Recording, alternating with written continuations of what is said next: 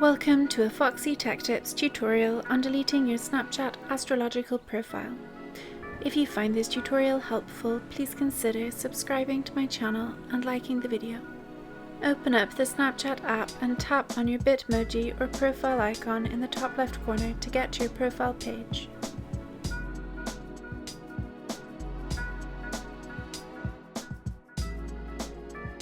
Then, if I open my astrological profile, you can see that I currently have it set up.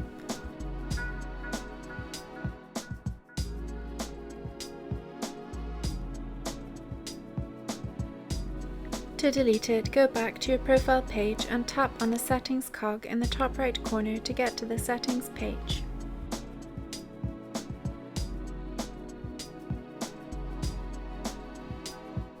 In settings, tap on birthday.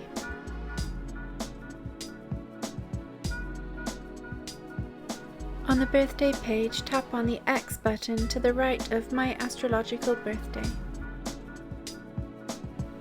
Tap Clear on the pop-up.